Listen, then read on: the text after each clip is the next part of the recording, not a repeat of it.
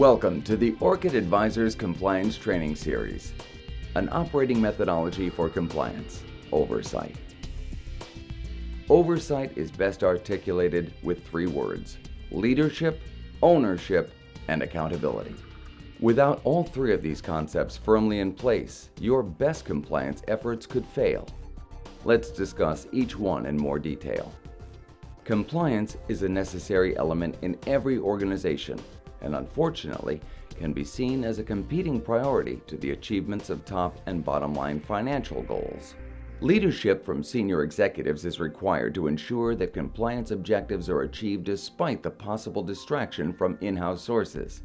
The following are some common leadership mistakes that can make or break a compliance program. Mistake number 1. Compliance with rules and regulations is not a strategic objective. Strategic objectives are an organization's long-term initiatives that establish its ultimate direction. Although many objectives should be business-oriented, for example, being number one in the market, at least one objective should relate to the long-term development, continuous improvements of compliance and safety, or other areas that form good corporate stewardship. Mature organizations may use elements of enterprise risk management, or ERM, as a methodology for linking risk events, for example, failure to comply with a specific regulation, with operational objectives, such as validating regulatory licenses prior to shipment.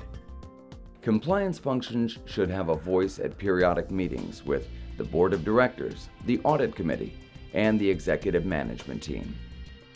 Furthermore, dedicated time should be set on the agenda to ensure consistent reporting. Mistake number 2.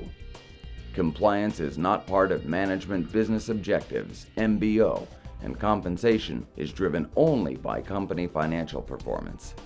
Effective compensation structures should balance objectives across multiple areas that are tailored to specific job duties and functional departments. This includes revenue, margin, safety, and compliance, among other things. Mistake number 3. Company-wide meetings only include updates on financial performance. As with previous recommendations, balance is critical to achieving desired outcomes. Best-in-class companies lead presentations with an overview of critical risk management areas such as compliance and safety. Ownership for compliance needs to be established in the company's organizational chart and throughout its job descriptions. Otherwise, it becomes intangible and cannot be measured or managed. It is important to distinguish between those who are responsible for compliance. Everyone is responsible for being compliant. For example, the individuals who process sales transactions, inventory movements, receipts, and shipments have the greatest day-to-day impact on an organization's compliance. These transaction-level resources have as much, if not more, responsibility for driving compliant behavior. Those accountable for compliance are the individuals that provide the resources and oversight for ensuring effective execution. They are the tone setters and should also be held accountable for the compliance results of their functional areas. They are typically supervisors or members of management. Advisors of compliance are the individuals who interpret rulings and advise the business on the boundaries for compliance. They are typically members of a legal or compliance function. Monitors of compliance are independent personnel who are charged with the assessment of the organization's compliance with established policies and procedures. They are typically members of an audit or quality function.